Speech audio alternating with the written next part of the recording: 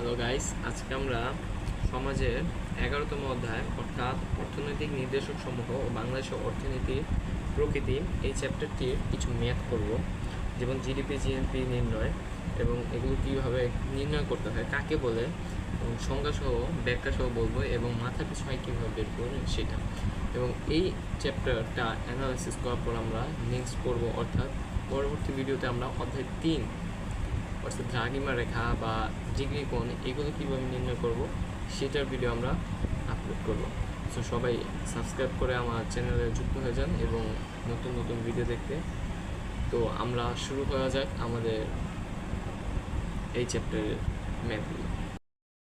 তো এখন আমরা ফার্স্টে মাথা পিছু আয় সম্পর্কে জানবো। মাথা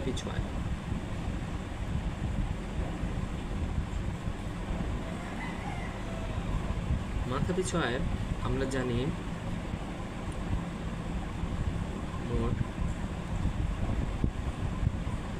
জাতীয় আয় ভাগ মোট জনসংখ্যা,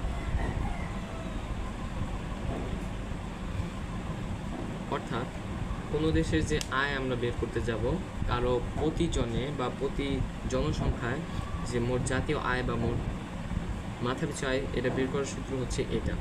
এখন এটাকে যদি আমরা সংকেতের সাহায্যে লিখি, আমরা বইয়ের কোনো যে যদি লিখি, ওয়ের উপরে এরকম একটা হাইফেনের মতো চিহ্ন দিয়ে ওয়াই বাই পি। এখন এই জায়গায় ওয়াই দ্বারা বোঝানো হয়েছে মোট জাতীয় আয় এবং পি দ্বারা বোঝানো হয়েছে মোট জনসংখ্যা। এখন এটা তো আমরা বুঝলাম। এখন যদি ম্যাথ দেয় কীভাবে পারবো, এটা মূলত কোনো সংক্ষিপ্ত প্রশ্ন 2 মার্কের জন্য দিতে পারে, অথবা খতে দিতে পারে একটা ম্যাথের মতো, এমনকি গতেও দিতে পারে। সো এর জন্য আমাদের এটা পড়া অনেক গুরুত্বপূর্ণ একটা। এখন যদি কোনো কোশ্চেনে দেওয়া থাকে 2013 সালে বাংলাদেশে মোট জনসংখ্যা 15 কোটি ছিল এবং জাতীয় উৎপাদন ছিল কত, 8,000 কোটি মার্কিন ডলার হলে দেশটির জনসংখ্যার মাথা পিছু আয় বের করো। এটা এখন বের করতে হলে আমাদের জানা দরকার কি, এই দুইটা তথ্য, জনসংখ্যা এবং মোট আয়। এখন আমাদের বলা আছে কি জনসংখ্যা 15 কোটি, তাহলে আমরা ধরে নিতে পারি জনসংখ্যা হচ্ছে পি ইজুকাল 15 কোটি এবং জাতীয় আয় অর্থাৎ জাতীয় উৎপাদন এটা হচ্ছে ওয়াই 8,000 কোটি। এটা কিন্তু 4 ভাববেন না কেউ, এটা ইংলিশে লিখছি এর জন্য। এখন যদি আমাদের মাথা পিছু আয় বের করতে বলে, এই জায়গায় কিন্তু দেখতে হবে একটা জিনিস, উপরে 15 দিয়ে নিচে 8,000 ভাগ দিলে কিন্তু হবে না, আমাদের সূত্রটা প্রয়োগ করতে হবে, 8,000 ভাগ 15। এখন এটা ফলাফল যদি আমরা বের করি ক্যালকুলেটরের সাহায্যে,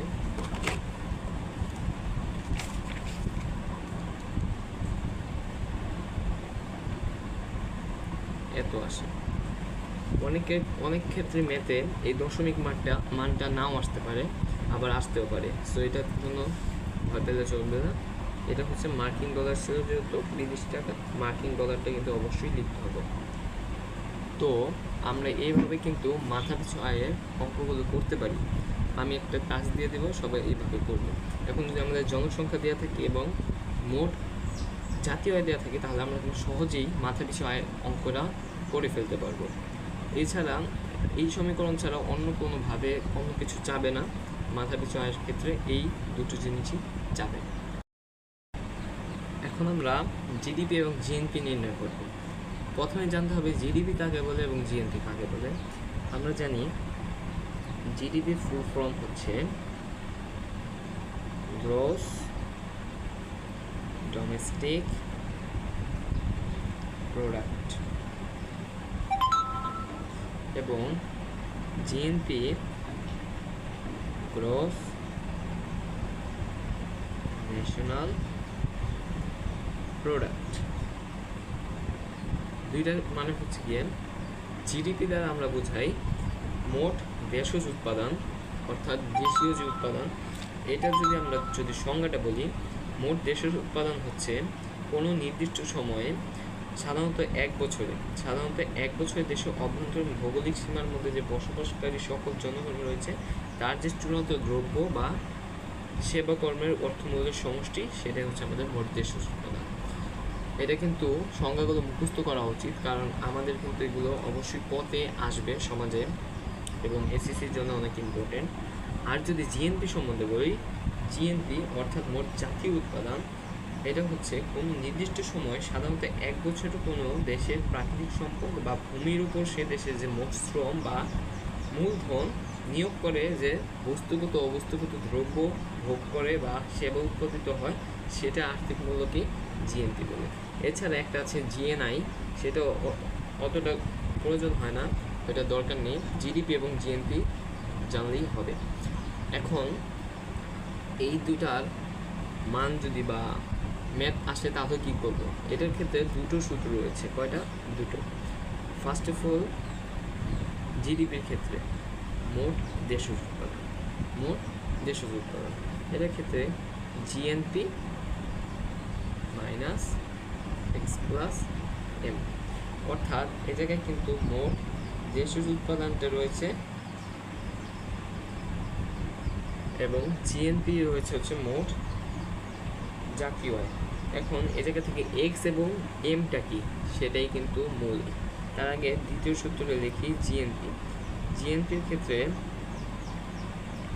জিডিপি প্লাস এক্স মাইনাস, ঠিক আছে, আমরা কিন্তু এইভাবে কিন্তু বের করতে পারবো। এখন এক্স এবং এম কি? এখন আমরা তো জানি এটা হচ্ছে জাতীয় উৎপাদন এবং এটা হচ্ছে দেশজ উৎপাদন। এক্সটা কি আর এমটা কি? আমরা মূলত এক্স দ্বারা বুঝি বিদেশে অবস্থানরত দেশি জনগণের আয়। আমি দেখে নিই, তারপর এটার ব্যাখ্যাটা দিচ্ছি। দেখা যাচ্ছে না মনে হয়, একটু শর্ট। এবং এটা হচ্ছে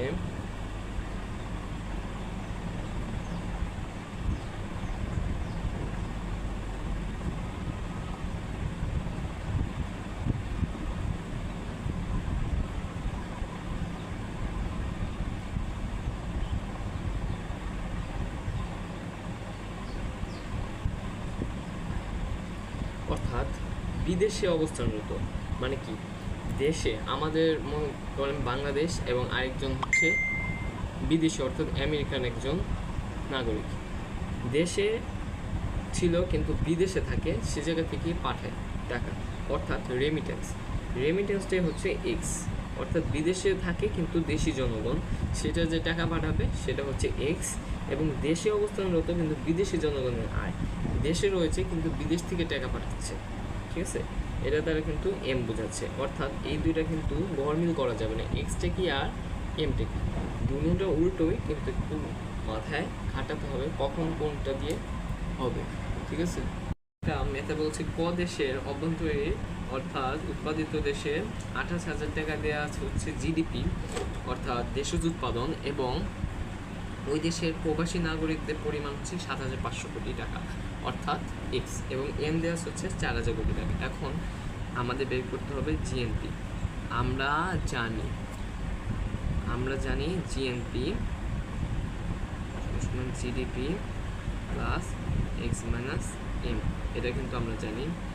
এখন দেওয়া আছে, এটা আসলে কিন্তু 3 মার্কের জন্য আসতে পারে, আর ঘতে যদি আসে জিডিপি জিএনপি দুইটাই নির্ণয় করতে হতে পারে বা হচ্ছে নাও লাগতে পারে। সো 3 বা 4 মার্কের জন্য খুবই গুরুত্বপূর্ণ। আর যদি একটা ম্যাথ দিয়ে দেয় তাহলে কিন্তু আমরা পরীক্ষা লিখতে অনেক ইজি হবে। এখন এই জায়গায় জিডিপি দেওয়া হচ্ছে 28,000 কোটি টাকা, ওকে, এবং এক্স দেওয়া আছে 7,500 কোটি টাকা, এবং এম দেওয়া আছে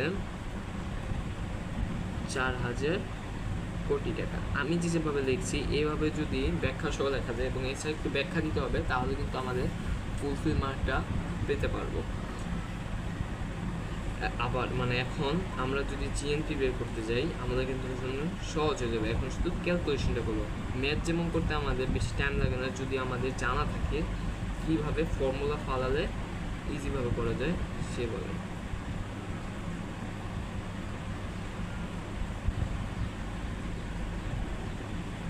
এটা। ওকে, এখন যদি আমরা হিসাবটা করি,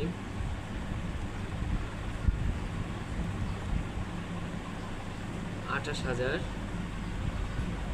প্লাস 3,500, এটাকে এখন যদি যোগ করি তাহলে আমাদের অ্যান্সার আসে কত? 31,500 কোটি টাকা। Right answer. আমরা কিন্তু এইভাবে সহজেই জিডিপি জিএনপি নির্ণয় করতে পারবো। জিএনপির ক্ষেত্রেও সেম, শুধু এই জায়গায় জিডিপি জিএনপি আসবে, এই জায়গায় হবে মাইনাস এবং এই জায়গায় হবে প্লাস, সেমভাবে কিন্তু আমরা করতে পারবো। সো সবাইকে ধন্যবাদ আজকের ক্লাসটি করার জন্য, এবং আমরা এই জায়গা থেকে জানতে পারলাম মাথা পিছু আয় এবং জিডিপি জিএনপি কীভাবে নির্ণয় করতে হয়, এবং এটা কিন্তু আসলে তো কঠিন না, কয়েকটা দিক নির্দেশনা মনে রাখলে কিন্তু সহজেই অঙ্কগুলো করা যায়। সো দ্বিতীয় পর্বে আমরা অধ্যায় 3 সৌরজগৎ ও ভূমণ্ডল ওই চ্যাপ্টারে আমরা কিছু ম্যাথ গুরুত্বপূর্ণ পড়ব, ইনশাল্লাহ পারা যাবে। ধন্যবাদ।